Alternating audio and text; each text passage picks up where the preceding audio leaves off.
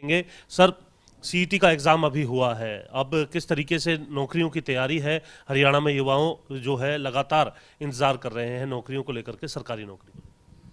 सीटी के एग्ज़ाम में जो हमारा कॉमन एलिजिबिलिटी टेस्ट है उसमें लगभग 7,73,572 लोग अपीयर हुए थे, जिसमें से 3,53,526 लोग उत्तीर्ण हुए हैं।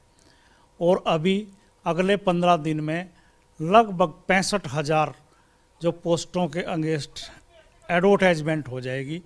और अब की बार हम ये कर रहे हैं कि सारी एडवर्टाइजमेंट हम एक ही दिन देंगे, ताकि बच्चे किसी कन्फ्यूजन में ना रहें और वो अपनी प्रायोरिटी के हिसाब से अपने आवेदन कर सकें। अगले 15 दिन में विज्ञापन जारी हो जाएगा। ये 15 दिन में विज्ञापन होगा, कौन कौन से ग्रुप की नौकरियां होंगी, और सिर्फ सीईटी पास उम्मीदवार ही इनके अंदर जो है आवेदन कर सकेंगे? बिल्कुल, सीईटी पास ही उम्मीदवार जो है वो क्वालिफाई है कि वो अगली पोस्ट के लिए आवेदन कर सकता है हमारे स्क्रीनिंग टेस्ट के लिए। जो सी क्लास है, अगर उसमें टीचर छोड़ दें हम 7,500, तो उसके अलावा 30,500 पोस्टें जो हैं वो हमारे पास सरकार की तरफ से आ गई हैं। और 6,000 पुलिस की कांस्टेबल की भर्ती सरकार ने हमारे को करने के लिए कहा, जिसमें 5,000 मेल और 1,000 फीमेल कैंडिडेट, और इसके साथ टीजीटी 7,500।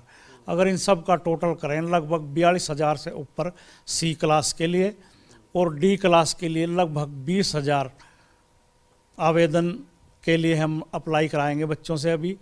और पहले चरण में लगभग 14,000 के लिए अप्लाई कराएंगे डी में, क्योंकि डी का अभी सीईटी होना है और वो प्रस्तावित है 4-5 मार्च और 10 और 11 मार्च को।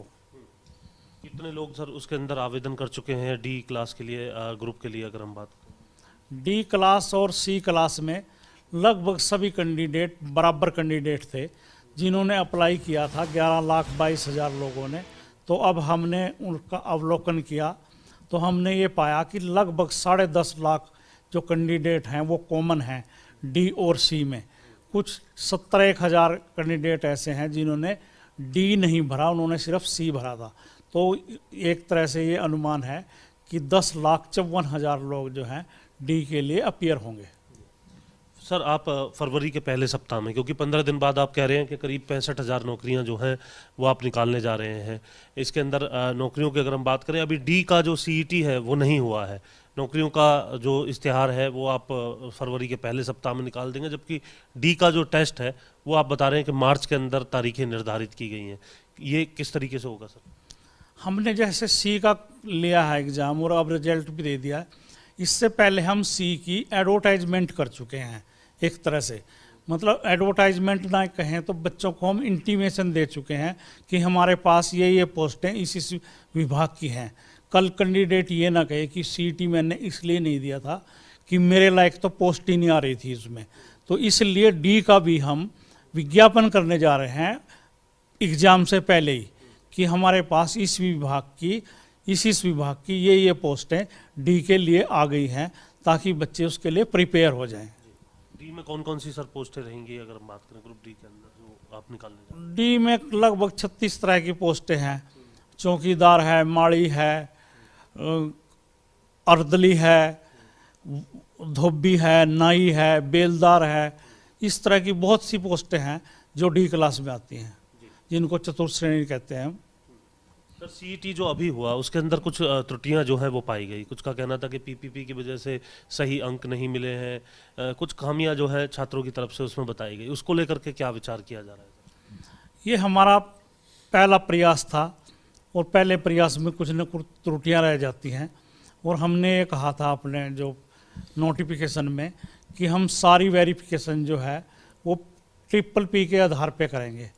तो ट्रिपल पी में ही कुछ त्रुटियां पाई गई हैं, तो इसलिए हम एक पोर्टल खोल रहे हैं कि अगर किसी कैंडिडेट को कोई क्लेम करना है या किसी को विड्रॉल करने हैं, किसी ने क्लेम किया कि मेरे घर में नौकरी नहीं है और वो 1,80,000 की कैप में आ गया, क्योंकि सरकार ने नीति बनाई है कि अगर घर में नौकरी नहीं भी है और 1,80,000 रुपये से ज़्यादा उसकी इनकम है वार्षिक, तो उसको इसका लाभ नहीं मिलेगा। तो इस तरह की जो कुछ त्रुटियां हुई हैं कि जिसको नंबर मिलने चाहिए थे उसको मिले नहीं, किसी को नंबर जिसने क्लेम भी नहीं किया था वो परिवार पहचान के आधार पे ही हमने उसको नंबर दे दिए, ग्रांट कर दिए। तो इसलिए हम 15 दिन के लिए पोर्टल खोल रहे हैं ताकि इन सारी त्रुटियों को हम ठीक कर सकें। वो पोर्टल सर कहाँ पर जो है आवेदक जो है उसको देख सकते हैं, क्या उसका जो यूज़र नेम है वो रहेगा? वो ऑनलाइन ही है, ऑनलाइन ही बच्चों को हम एक लिंक देंगे, उस लिंक पे जाके, लिंक ही नहीं देंगे, एक प्रेस्क्राइब परफॉर्मा भी देंगे कि आपने अपनी कंप्लेंट या जो आपका क्लेम है वो उस परफॉर्मे में आपने फिलअप करना है। कब तक दूर कर दिया जाएगा सर? 15 दिन में तो आप खोलने की बात कर रहे हैं, उधर दूसरी तरफ नौकरियों के आवेदन इश्तेहार भी आप निकालने की बात कर रहे हैं। नहीं, ये जो अपडेट है और विज्ञापन है ये आपस में क्लैश नहीं करेंगे। हम विज्ञापन भी और ये अपडेट भी पैरेलल चलाते रहेंगे। ये नहीं हम इंतजार करेंगे कि पहले हम अपडेट कर लें उसके बाद हम विज्ञापन निकालें, ये दोनों चीज़ें साथ साथ चलेगी। आवेदन के लिए सर कितना टाइम रहेगा? जो नौकरियों का इश्तेहार निकल रहा है कितने समय तक आवेदन जो है वो किया जा सकेगा? जो सुप्रीम कोर्ट, हाई कोर्ट की गाइडलाइन है उसमें कम से कम 21 दिन बच्चों को देने होते हैं। तो अभी हम विचार कर रहे हैं कि हम 21 दिन दें या 1 महीना दें या 21 दिन दे के कुछ 7 दिन दोबारा बढ़ा दें डेट। तो अभी विचार हो रहा है उस पर। तो डी ग्रुप के सर किस तरीके से आवेदन कर पाएंगे, क्योंकि उनके तो एग्ज़ाम अभी नहीं हुए होंगे, मार्च में एग्ज़ाम है। नहीं, डी ग्रुप के लिए कोई आवेदन, दूसरा आवेदन नहीं है। जो उन्होंने सीईटी में आवेदन किया है उसके आधार पर ही जो हमारे 14,000, अगर वो उत्तीर्ण हो जाते हैं तो उन्हें कंसीडर बिल्कुल उनसे कंसेंट लेंगे। सिर्फ 14,000 लोग जो कंसेंट देंगे टॉपर, उनको सीधी नौकरी दे देंगे, उनका कोई फर्दर टेस्ट नहीं होगा।